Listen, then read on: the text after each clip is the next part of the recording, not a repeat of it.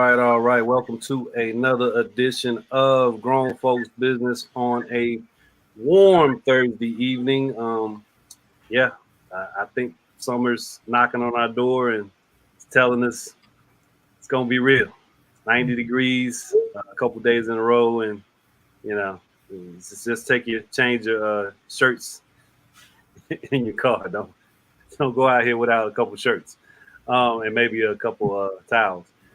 Good to see some familiar faces, and Arthur, I'm glad you were able to circle back for this one. I think it'll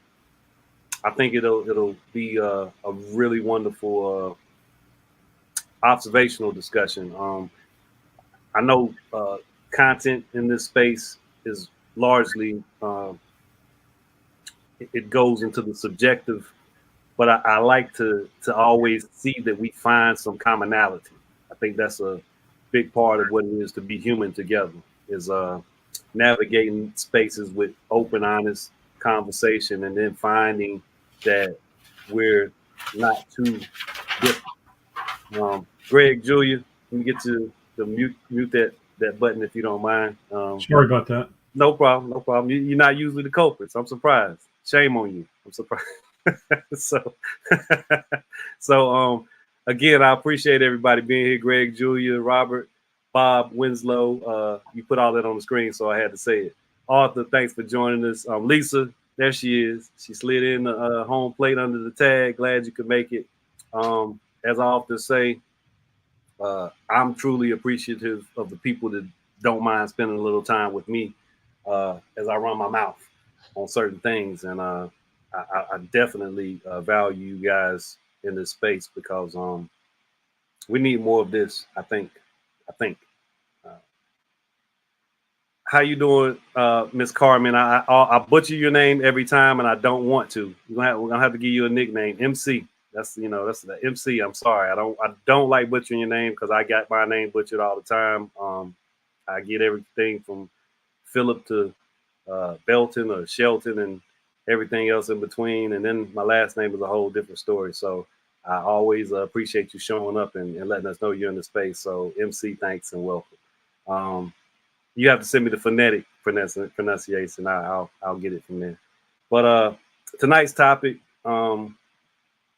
is one that I don't think we talk enough about from a personal perspective when we're dealing with individuals personally, nor on a bigger scale in terms of how we interact with each other as human beings broadly, nationally, and what have you. So on a personal level, people you love and care about, this can be a tough thing. And that's why I titled it as such. Tonight's show is called Truth Hurts, but Does It Have to? I think that's a pretty good question to begin with. But again, you have to think subjectively, personalize this question, and if you don't mind, broaden your perspective, because at some point during this engagement, the conversation, I'm going to play a clip that I think should broaden our perspective about this question, about truth hurting, but does it have to? So I'll start with that, the original topic question. If you agree or disagree, just unpack it, because it is a strong statement. I think it's some truth in it. Hope I didn't hurt anybody, but just unpack it a little bit and kind of toss it around in your mind and see where you land on it. Just an open question, but a statement at the same time. Truth hurts, but does it have to? I'll start with you, Bob. What are your thoughts on tonight's topic? Oh, I think it's a terrific topic. But to be a bit contrarian, I don't think truth does hurt. And I think truth can be disappointing. But I think I came to terms a long time ago with the fact that the value of truth so outweighs anything that's hard about it, to make it something that I just want it. I want it, and I welcome it. And it may be disappointing. It may be sad. It may be different things. And I guess in that sense, maybe it does hurt, though I think the value of it, because I don't think we can function truly without truth being the foundation of how we operate. And so we need it to really know how to move constructively and beneficially forward. And if we don't have it, I don't know how we do that. And to me, life loses every bit of meaning if we're operating on the basis of something that is not real. I mean, so yeah. So incorporate also, before I move on to the next person, your definition, if you have one on hand that's easy. What is your definition of truth? What is truth to you? Truth is honest fact. Truth is science, math.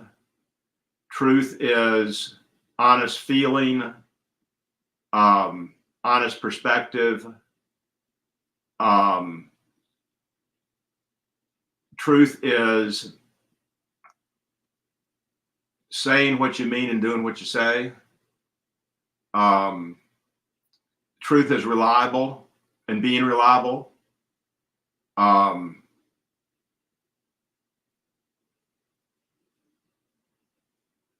Did that help you? Did that answer?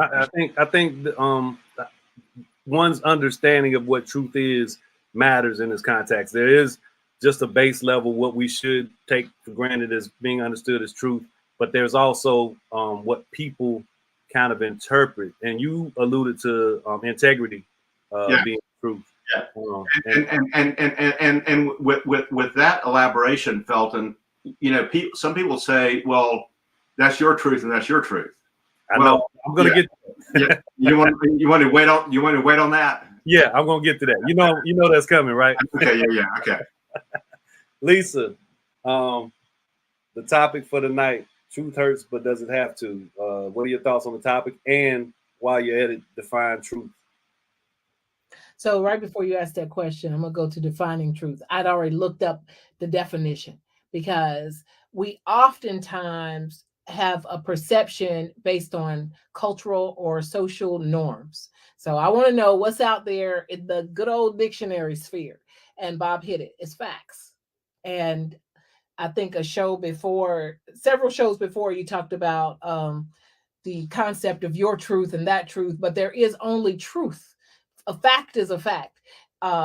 So subjectively, I know truth does hurt. To me, subjectively, I think truth hurts. And I think, yes, it does have to hurt. In order to fix some things, you have to break some things a lot of time. And that's a painful thing. And I even consider that to be fact, because if you think literally, if you break a bone, in order to fix it, you got to put it back where it came from. And that's not going to be painless. So even if you have a certain level of tolerance for pain, there's still some pain, whether you can tolerate it or whatever. So subjectively, I believe truth hurts, and I believe it does have to hurt in order to, and if it hurts, then that means that there's a modicum of acceptance that there is some fact in there. Because if it wasn't factual, then it would just roll off your back. Right. So, and I've dealt with this with a person 2 days ago. I had to have a very tough conversation with somebody I cared about. And it was based on my observations. And I said some things that I said, these are facts. This is who you are. This is who this other person is. And if you're doing this, that is their job. So that's just a fact, because it was somebody taking on somebody's responsibilities in their child rearing. Right. That's not your child. So you don't, factually, that's not your legal obligation. So they were like, but, da, da, da. And so I had to say, we have to see the motivation as to why I'm saying this, because that hurts my feelings. I get that, and I'm not going to deny that it may hurt, but that doesn't mean it's not true. So it was hurting because this person is grappling with a moral obligation that they feel based on trauma, based on that codependency, and based on a lot of other stuff. But factually, ain't your kid, you ain't got to feed it. So, but their feelings would still hurt because they have some things inside. So that's my little 2 cents. Yeah, it's important that we understand that truth is kind of malleable, especially depending on what the circumstance situations are. So with what you're talking about, it sounds like that person truly cares for that child. That's not disputable. That's a truth. But what you're trying to communicate to them is that they don't have legally the ability to parent as the actual parents do. So yeah, there's a lot to unpack when it comes to that subjective idea of what truth is, because I'm sure they did not let you deter how they felt about this child, right? That's they're gonna hold on to that because that's their truth. Which Yeah, they gets still wanted to take on that, but I got to get the kid to the doctor. But I got to get no, you don't got to do that. If you choose to do that, then but so that's the whole truth thing. And there's some disappointment that can be had with taking on that level of truth and responsibility, so to speak. Yeah, good stuff. That's a good way of viewing the topic. Arthur, truth hurts, but does it have to? And what is your definition of truth? Man, it's a conundrum in the least respects. You can have a micro opinion on it, macro. It's devastating to say the least. In this world, a secular environment, I would say truth is the divider of people, divider of emotions. It could be a common denominator of exactness, but it also can bring about that adversarial existence within people, especially those who can't accept it because they fail to identify with whatever it is. Being raised in the Nation of Islam, I remember your brother could pull you up, what they would say to us, on charges based on his truth of what it is that he observed. And if it could be authenticated through another person that you were falling out of your rank, so to speak, which at that time would be your discipline, your moral obligation, your principal presentation, and all of these general orders, you had to look at it and identify it and accept it. But then now we're dealing with the self-esteem issue, and we're dealing with what do you see now if somebody confronts you with this absolute truth?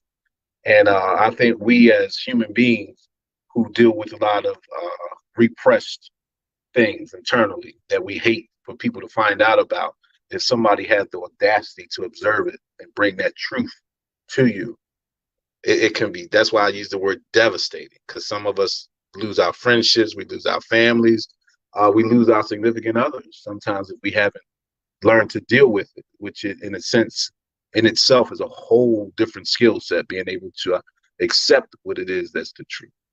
So yeah, it could hurt. And I hear somebody say something about it's necessary. No, because sometimes the truth, if you love someone enough, you protect them from the truth, right? And that could be a detriment, but that could be a benefit to allow someone to exist in a capacity that is beneficial for that person. Because sometimes you tear that person down and they will never get back off of it. So, I mean, that's why it's the conundrum to me. Absolutely. So you're moving ahead in points of this discussion, which with such a wonderful group, I wouldn't expect you not to. That's another part of it. Can you is that protecting someone? That's a I think it'll come back up in the way that it should as we progress. But that's a wonderful observation, Arthur, because that's a thought, right? Keeping someone protected. But what happens if they find out another way? What dynamic does that present? You know what I mean? So there's a whole lot of different ways to approach this topic, but I'm glad that you brought that into the conversation too. last but not least, Gregory and Julia, in any order that they choose. Truth hurts, but does it have to? And your definitions of truth. Well, thank you, Felton. Wonderful topic tonight. I'm not surprised. And a wonderful group to take it on. And I'm really glad that we went with everyone else, because you've really grounded this stuff, Arthur and Lisa, Bob. And I'd like to just take it into the esoteric a little bit now, just give it a little bit different twist. Truth is beauty. Truth is a beautiful thing. Truth from the highest perspective is what we base our life on. It's what we depend on. And we put it in the hands oftentimes of human beings that are incapable of knowing truth sometimes. So we have to define and have to discover truth on our own. And that means going within, going in, and finding our soul, finding the highest point of our ability to find truth, and not hold other people to that same standard. So yes, truth is beauty. Truth is our potential. It's where we're going. It's our future. And we have to honor everyone in that quest for truth. Well said. And Yeah, I like that too, Greg. Julia, I definitely, that little pause gave me I literally was discussing something similar to that, Greg. Everybody can't see everything the same way. And at points in our existence, who are we to dictate to someone how they should view certain things? Now, as disappointing, discouraging, and frustrating as it may be that they can't see that the sky is blue, it's not our whole purpose to just live in that space and dwell in that space. Okay, 1 second, Julia, because Miss Marsha, haven't seen you in quite a while in the squares. Glad you could make it. And CC, glad you could come in. There's something I'm going to share in this space on this topic. And CC, you and I were having a discussion earlier, and I think what I'm going to share will resonate heavily. The clip that I'm going to share tonight. So we'll get to it, but we'll stay where we are in terms of just unpacking the topic tonight. Truth hurts, but doesn't have to, and then give you a definition of truth. Greg did what he does, and that was really wonderful. Julia, what do you got? I'm just grateful for what everybody has said, and would agree that it depends on our level of consciousness, I think, as to what truth we can see. Truth is truth, but we see different levels of it. And what Arthur said too about how sometimes this is not the right example, but I've seen parents with children with disabilities, and they tell those children, you can do anything you want.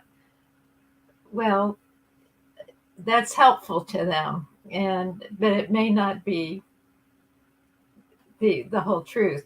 But sometimes we and same with people that are adopted, they might be told one thing, and the truth is they're adopted, and then they find out, like you said. So it's an interesting topic. The one thing that I'll say about truth is I remember, just being a manager over many people, and how important it was to keep with facts. And it like Lisa said, it doesn't always feel good, but sticking with the facts, you can't go wrong. And now how you clothe the facts may vary depending on the person, and working on that discrimination and tactfulness is important, but the facts and the truth is important. Yeah, so much of how we decide to deal with the facts and the truth can be determined by life experience, can be determined by our averseness to pain, because at points truth does hurt. We are averse to harming ourselves, whether it's physically or psychologically. you don't necessarily consciously remove your hand from a hot stove. You jerk it back instinctually.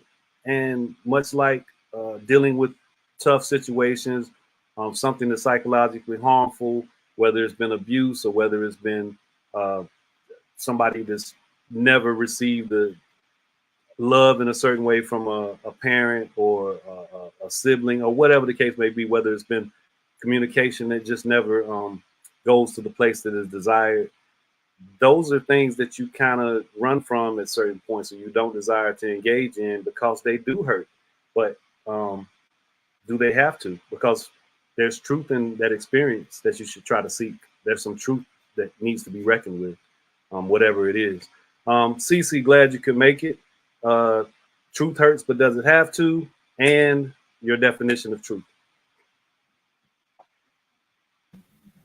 So I think the definition is a fact or a belief that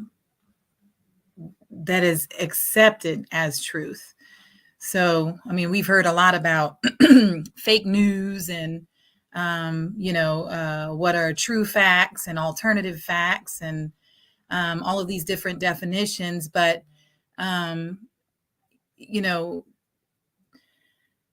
I think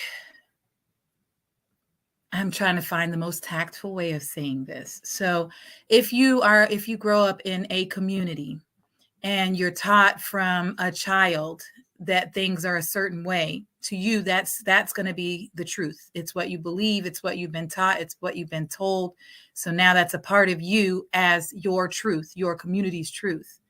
And so when we're talking about things like CRT, to us, we know that the things that are taught, which, by the way, it's a college level course. I just want to throw that out there. But we know that the things that are taught in there are truth.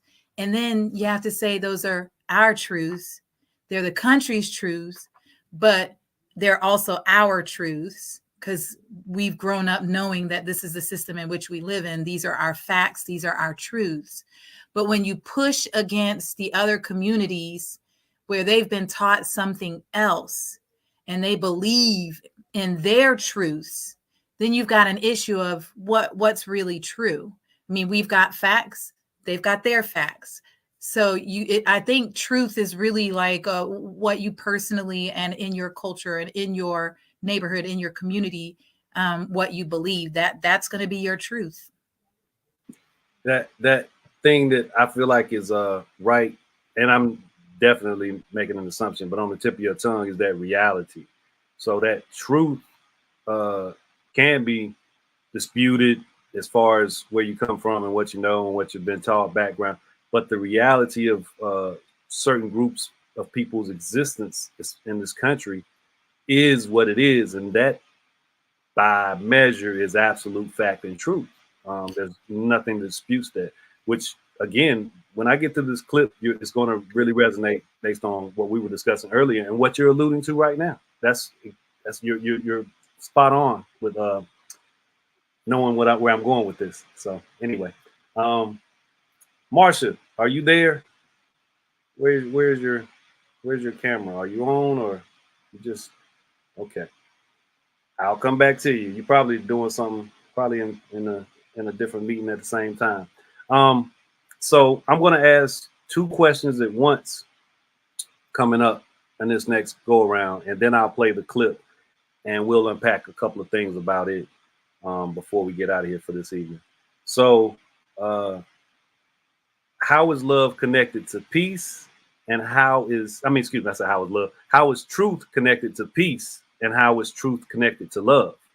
So how are those things connected? Marsha, I'm going to let them and you massage that question. Are you ready to talk about the topic and give your definition of truth real quick?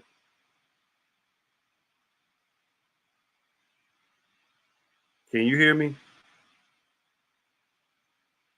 Marsha. Anyway, so we'll just move on because I don't know what she's doing. So what was my question? because I don't remember. How is truth connected to peace, and how is truth connected to love? I'll start with you, Arthur. How is truth connected to peace and love? That's a good one. Truth connected to peace. I guess is when once truth needs to be introduced, I guess, in that realm, right? And the truth is accepted by level-headed people and introduced by those seeking the better of the whole in terms of we need to reach, an understanding, and truth needs to prevail before we can take care of whatever it is the predicament calls for. And I'm talking about in a broad sense and as well as in a micro sense. For example, inside of a relationship and two sides agree. You have a significant other and y'all see things fit to move forward. But before you do, let's be unconditionally truthful. And let's leave it where it's at once we decide that we're going to accept it and move forward. So that's the micro. But now we're speaking of a macro, broad sense. We can speak of something that's going on right now in the country. What's the truth? The truth is chaos is normal now in our American 3,000 miles across the country. And it's fear right now, because fear in the sense of the more the truth is accepted, and understand what I mean by that, the truth is introduced and accepted. No matter what we perceive it to be, it's being accepted as a truth by those who need it to exist in certain capacities, right? So that's the peace side, because it brings a person an eternal peace because they need to hear it. Now, when we talk about the love angle, that's the unconditional truth, because only that type of truth that brings about that feeling of love, that cannot be negotiated, because we all know what love feels like and the true definition of it. We talking about that love that gets that stress level down, that love that puts that cold water over you during a hot day. That's that love that's that truth that is few and far between, and I believe is necessary now for us if we're going to hold on in this country. Is it feasible, that type of truth to be exacted here? I have no idea. If anybody can talk to me about that one, but at the same time, I believe it's necessary. But if it's feasible, I'm listening to hear.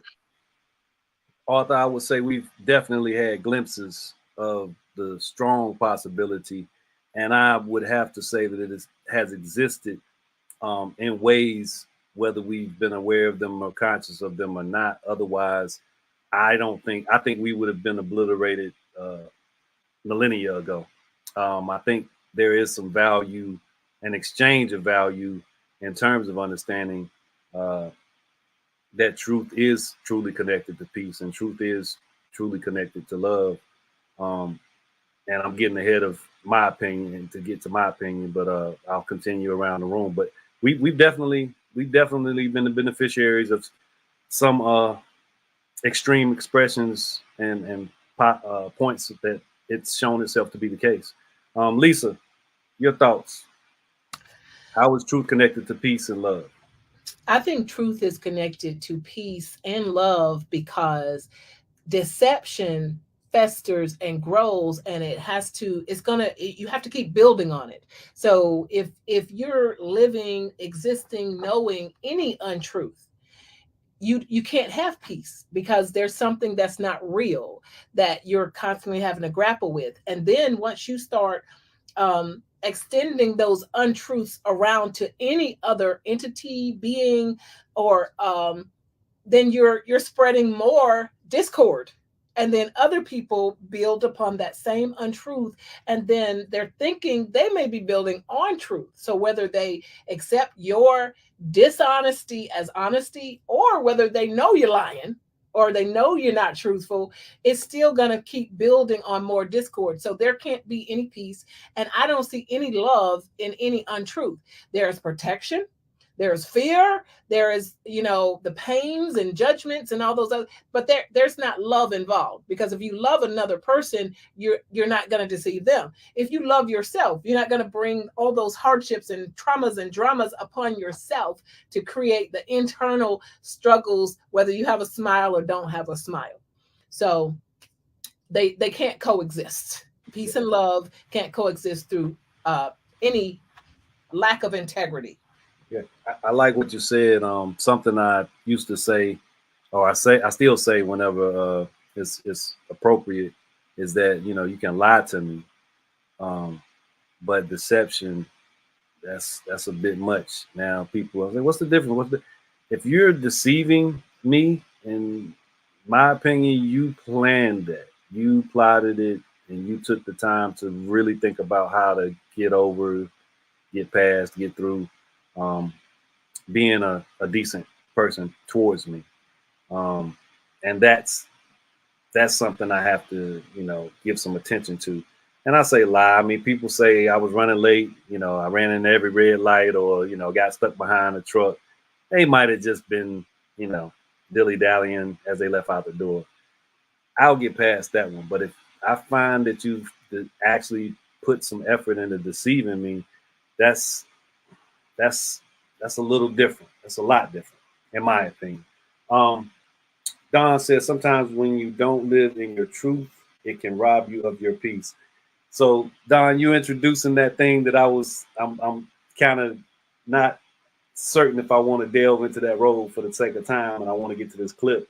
But the idea of your truth, that's something I think I've talked about it before, need to steer away from to a certain extent, because what is the truth in certain situations gets you and everyone in your circle further than standing on your truth, which may be a bit problematic and may dismiss some self-responsibility for certain things that you're giving out to the world. So I want to continue along with this discussion. Greg and Julia, give me how is truth connected to peace and love?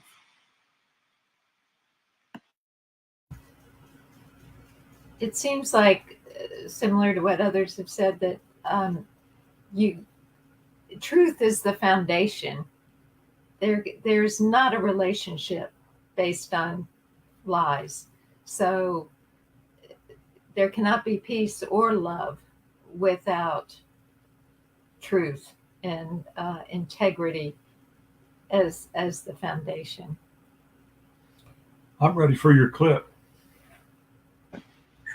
It's coming, man, and it may kind of change the mode of our processing of this. Although for some of us, some of us have alluded to what I think the context of the clip is going to present. There's plenty of different truths, and there's some that we run from, and they really don't have to hurt, but they end up doing so. Bob, what do you have on this part of the topic? Yeah, I'm going to introduce another word for a second, and that's trust. And I'm going to introduce that word because as you layer in things like love and peace and whatnot, there has to be trust. And trust is rooted in truth. And yet it's not necessarily rooted in full disclosure. And so when we talk about truth, that doesn't mean we're always telling everything that we know that's true. I mean, if somebody tells me something in confidence, I'm not going to repeat that. It might be truth, but I'm not going to repeat that. And the people that I care about, that know me, that trust me, I don't have to, because the trust is there and the confidence is there. And so I can say, hey, just trust me on this. And we're good.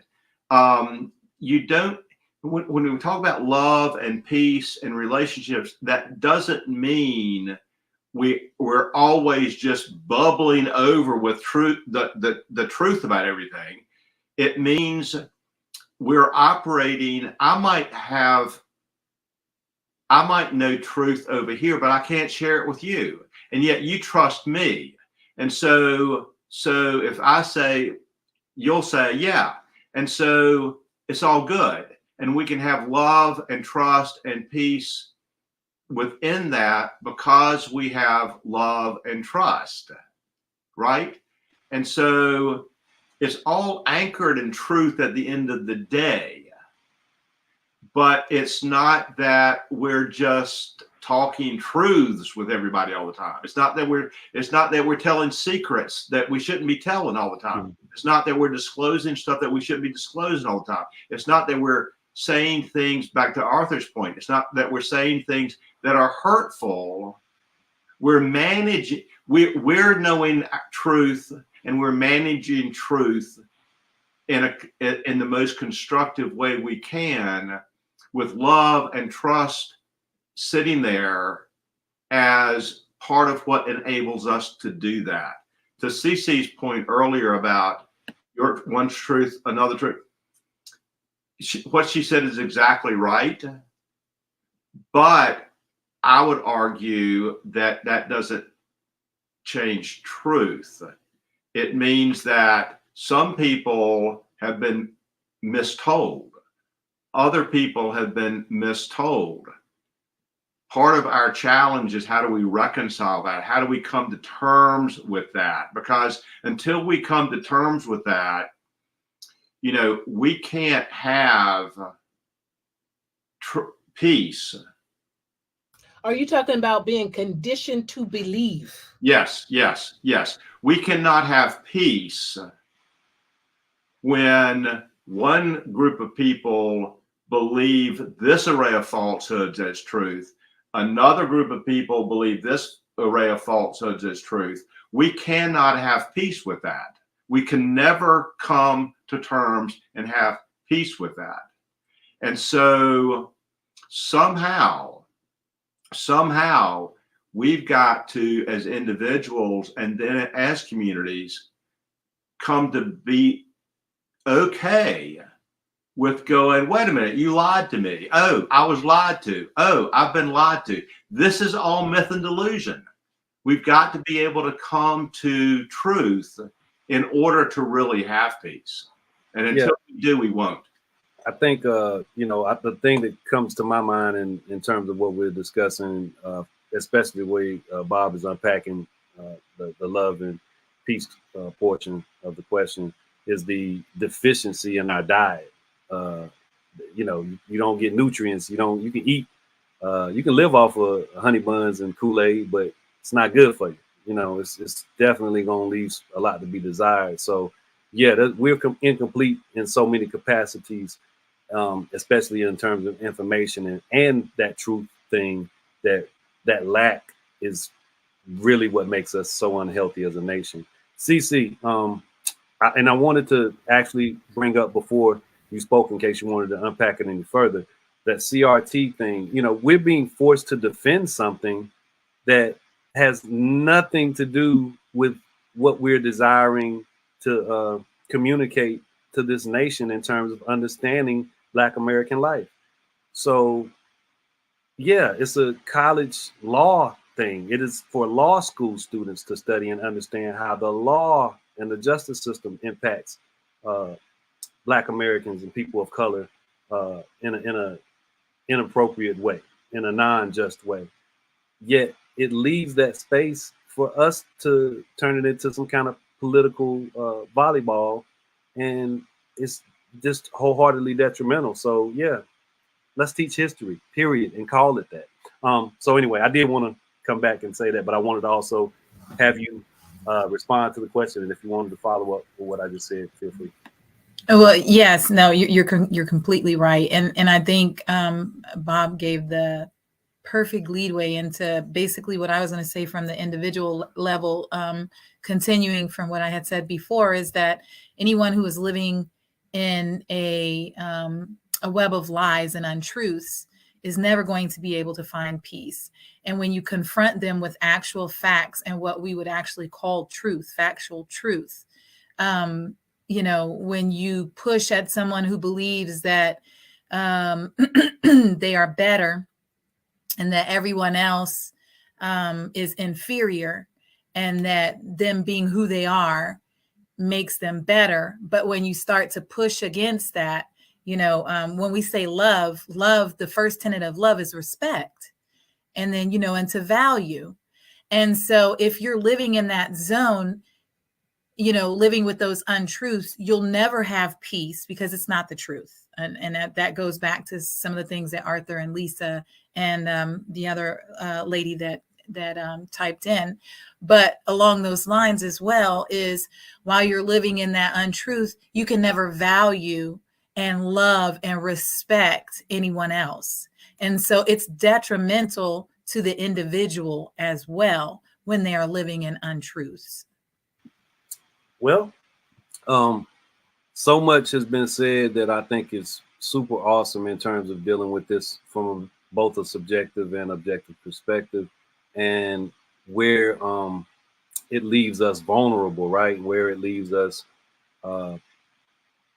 painful if we don't wrestle with it, where it leaves us, I think, Lisa, you alluded to it, just mired down, that trying to keep up with being, I would say it, scumbag, trying to keep up with being a disingenuous person, to drive you nuts and drive everybody around you nuts. And it might put you in a place where you're a detriment. Which brings us to our clip. This clip I'm going to play is concerning what happened in Buffalo, the despicable act, but it is coming at it from a different perspective in terms of the why he was able to target a specific group of people, Black Americans, in the area that he was. And while we watch this clip, keep in mind tonight's topic. Truth hurts, but does it have to? I will cue it up now.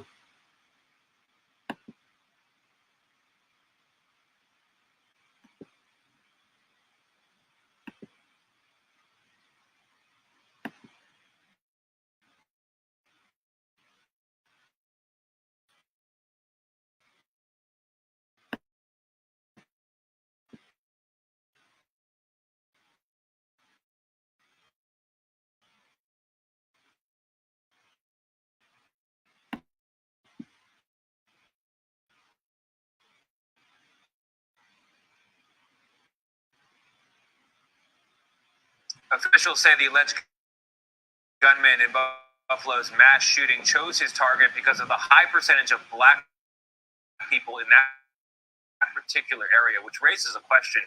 How did that neighborhood become so segregated in the first place? A University of Michigan analysis found that the Buffalo Niagara Falls metro area overall is the sixth most segregated in the whole U.S. And another study by the University of Buffalo concluded last year that the economic conditions for decades. We spoke to Professor Henry Lewis Taylor, who worked on that study and who told us why Buffalo's east side looks the way it does today. Processes within the urban areas. Ever since the rise of home ownership in the United States, there's been a sorting and sifting process to separate higher income 140 buff. But as home ownership increased and as we're concentrated in places on the lands in the city existed. And is there a connection? It's a big connection. If you drive around this neighborhood and community and you see folks living in the dilapidated and rundown houses, the streets and sidewalks that are literally non-existent, the unkept vacant lots, Black people fight against this. So because the people in a neighborhood like this fight against the condition of the neighborhood, it makes them a target. It makes them a target.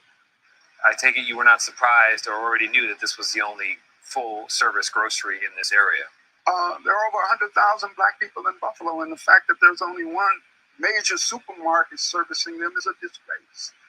But that was years of struggle and battle and fighting. It just didn't happen. And so it represents a symbol of hope and possibility. It represents what we can accomplish when we struggle just to get one food store. So that's what this food shop, one of the few places where we can get nutritious food to eat, and you attack it. You attack it. That's right. The anguish in his voice. Professor Taylor is incredibly knowledgeable and passionate speaker. His point is that when you look at the built environment around it, it's not a choice either. It's deliberate. Yeah, just like this attack was deliberate. Well done, Tony.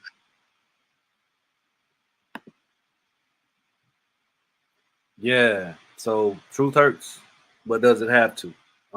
There's reasonings for certain things, and they're not to be glossed over because we haven't dealt with truth in a way that it doesn't continue to harm. It does hurt. It was hurting before this guy did this atrocious, despicable, heinous, brutal, whatever other superlatives. This thing was disgusting, despicable, and it already was hurting. Truth was already hurting there. There has been for a long period of time a lot of wasted energy towards disparaging, continuing to disparage, continuing to not include, continuing to oppress a certain group of people in this country, Black Americans. And if the system participates in it, how easy is it for some nut job to say, hey, and I won't even give them nut job, some rational, racist piece of junk to say, hey, if they don't care about them, why should I? Yeah. So truth does hurt. It don't have to, because we can rectify the situation with truth and honesty and getting some of that peace and love and all that good stuff. And I'm not being flowery with it. I'm saying the brutality of the truth needs to be told. This thing needs to be dealt with our eyes wide open.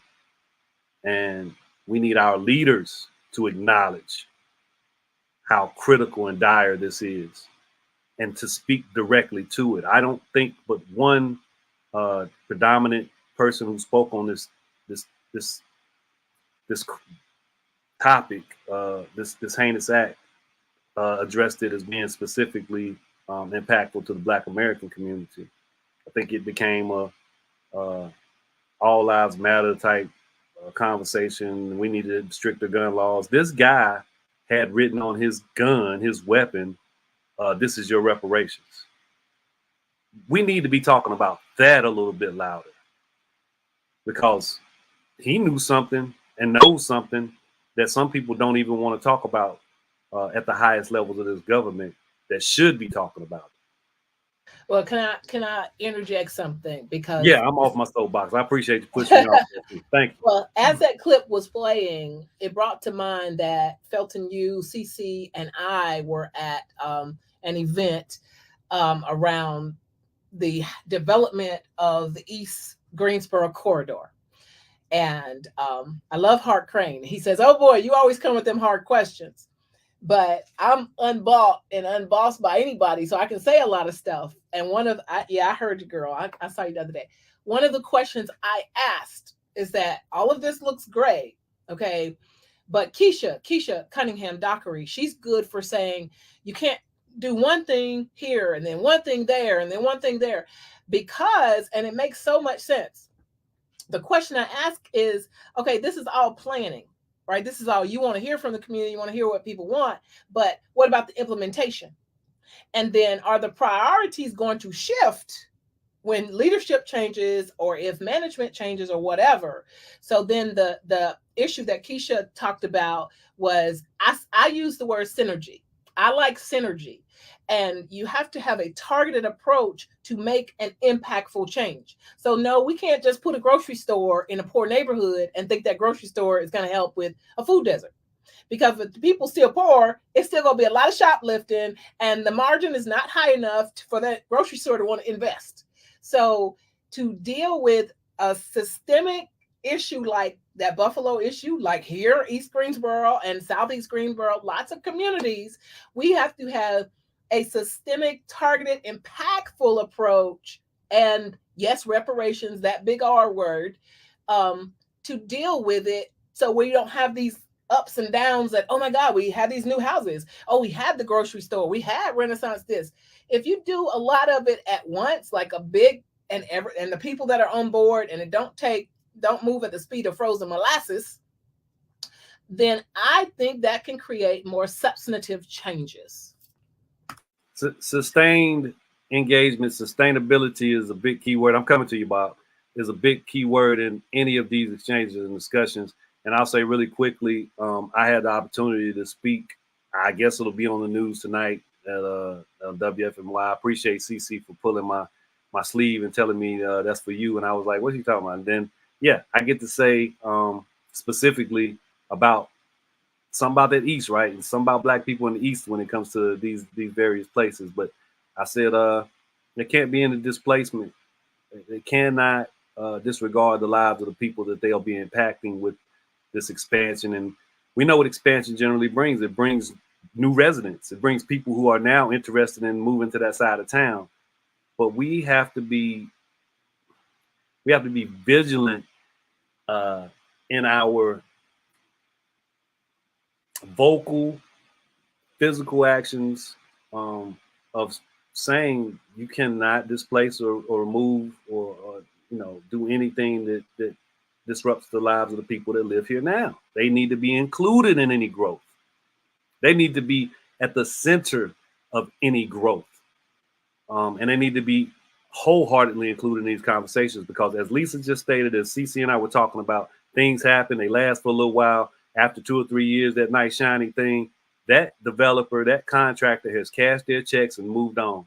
If we don't sustain it, if we don't allow for the people who live in those areas to be able to afford to continue being in those areas, it's all for naught. It'll be another new project in 20 years. So we got to sustain it. Bob, go ahead. You had something you wanted to say? Yeah. So something that I think is particularly important. We like to think that racism has affected this, and this. And if we fix those things, we'll fix stuff. I'm sorry. Racism, as we have built it, intentionally and relentlessly, exists in every crevice, crack, pore, P-O-R-E, pore of this world.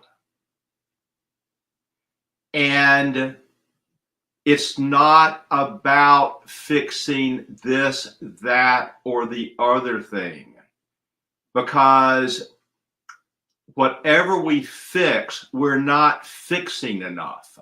Whatever we fix, what we do is we say we fix something. And to your point, Felton, and to your points, Lisa, what we say is we fix something and look what happened to it. That's because we didn't look at the cracks and the pores and the crevices and so forth and understand what's embedded there that we didn't eradicate.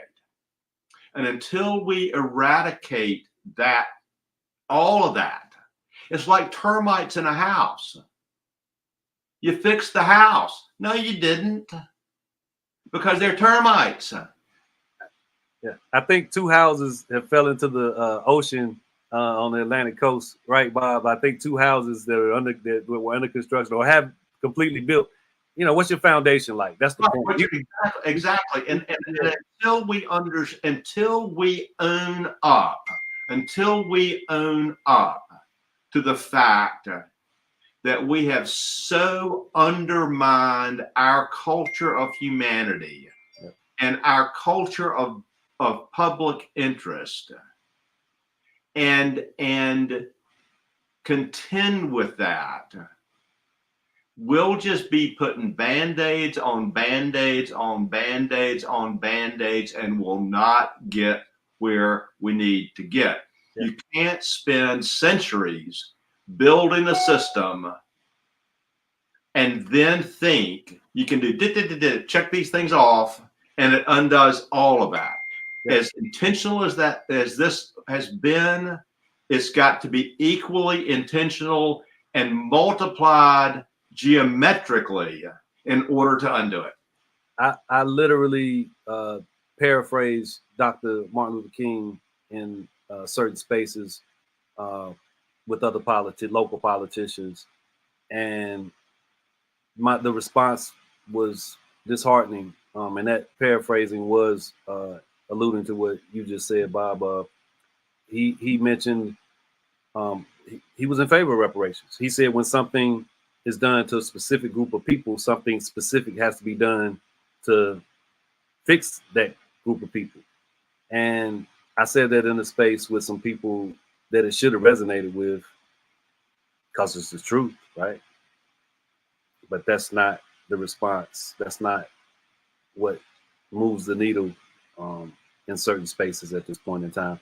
I know we're running up against it, and I always enjoy when we do, because that means we had a robust discussion. So I'll go around the room quickly.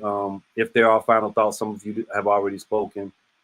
There's no must to this. I was not even necessarily thinking we had to speak much about the clip. It's the truth. We know it is the truth. We need to act accordingly, or react accordingly, and make sure that we don't need this being the thing that happens ever again. And it's, that's a big hope. Gregory Julia, any final thoughts before we get out of here? Well, the truth is that love will prevail. That's the truth. We've got to believe that if we're going to move forward, if we're going to have any hope at all for humanity, we've got to believe that. And an example of boots on the ground, love in action, our friend, our neighbor, Sanford, wrote us an email this evening. He was involved in a Zoom program today. And there was a black lady on the call. And she said, what we need to do is ask our white friends to call or write a black friend and tell them that Buffalo meant something to them.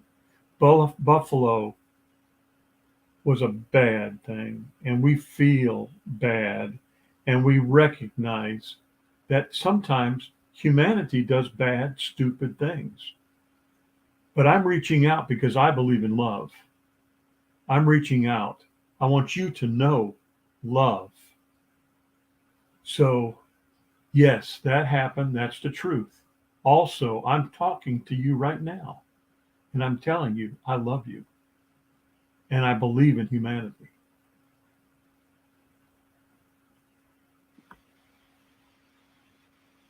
Well, Julia, okay. Well, listen, I'm guessing that, that you guys are definitely like-minded, and I appreciate you guys and love you also. And I'm glad that you're here and you share this time with me. So it's not an easy thing.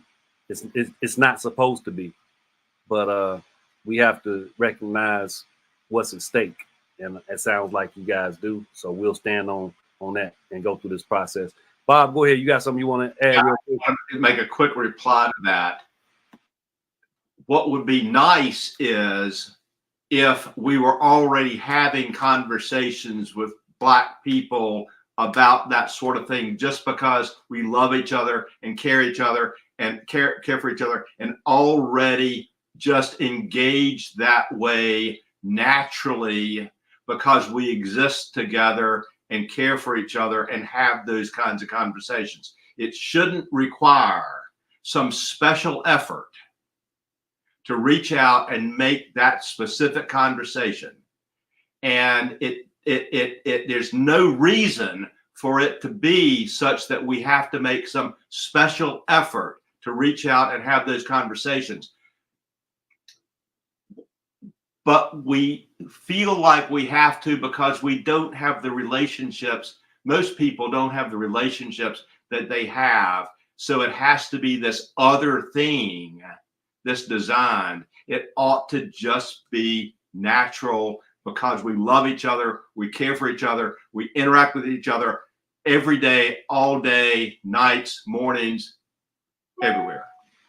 Yeah, there's a good observation, and there's a lot more to unpack in that realm. And I want to get around the room before we go too much over time. But yes, as that the guy that was speaking, the doctor, I forget his name right now, who was speaking in Buffalo, he was talking about 1940s.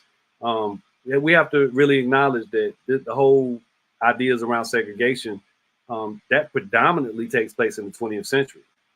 These if you lived in the South in the 1840s, you're gonna see black and white people commingling together, and yeah, that was understood of a caste, and you had to be understood to be lesser than and what have you if you were black, but you were in proximity.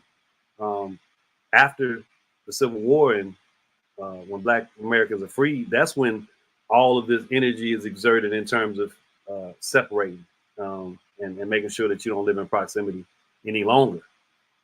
So yeah, there has to be an intentionality, and I know that exists in the spaces that I occupy, and I'm grateful for it. Arthur, any last words? Yeah, I just want to preface this comment. My duality as a human being, as a Gemini, I'll just use an analogy. And this is coming from the bowels of my revenge when I'm thinking in my subconscious. The laws of celestial mechanics normally dictates that once you met with an unstoppable force, you have to become that immovable object.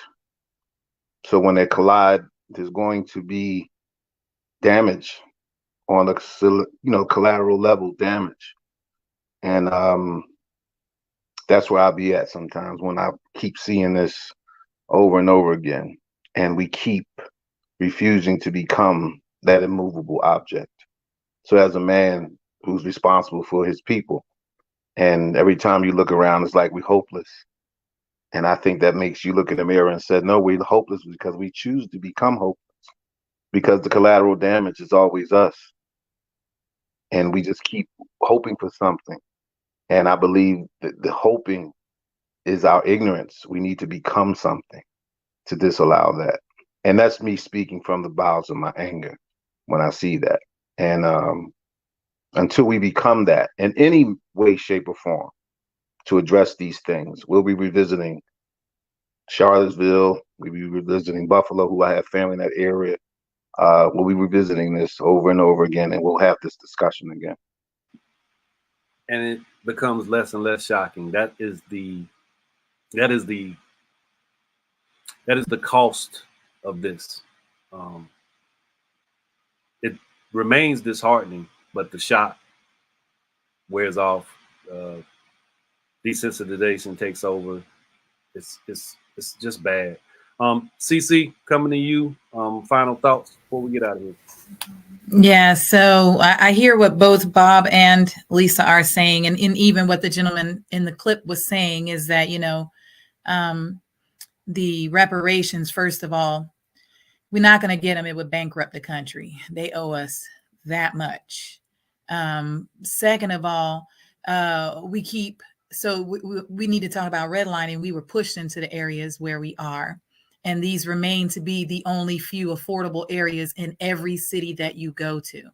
So we can continue to rebuild.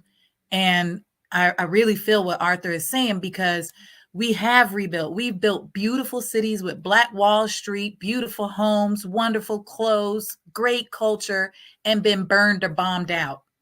So the main thing is when we're in a country built on destructive colonialism, we have to pull that apart piece by piece, but we cannot do it by ourselves. So like Bob was saying, having a relationship between different folks, it has to be a relationship where we understand that the system itself is detrimental, and that truth really hurts, but it hurts us the most. Yeah, and I know we don't have time to truly unpack this, but CC, I want to make it clear I'm a person in favor of reparations. It would not bankrupt the country. There's plenty of research and work that really counters that narrative. And we always find ways for money for other things. And reparations does not have to be a one-time, one hit. It does not need to be.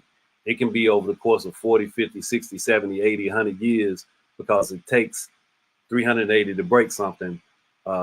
It can take 500 to fix it, but it needs to be put into legislation, and it needs to be regulated, and it needs to be meted out by any means necessary, not just understanding that people process it as, oh my gosh, it's one time they're going to get one thing and it's going to be something that's so big and massive that it breaks us as a country. No, that's not true. There's ways to go about it. There's different things that can take place, whether it be eliminating taxes for Black Americans for a period of time, whether it be absolutely free college for descendants of American slavery at various institutions. There are a plethora of ways to handle what repair looks like for the Black community. Allocation of land. One second, Bob. Allocation of land. You know that one. So you know that's how they settled this country. Allocating land. Go ahead, Bob. What were we gonna say right quick? I just said, and CC's ordered the deficit myth. Yeah, the deficit myth. Yeah, absolutely. There you go. It's a myth. All right, Lisa, get us out of here with the last words. And CC, if we can talk later, but that's a real perspective that I stand on, and we got to do it. We got to do something transformative. Go ahead, Lisa.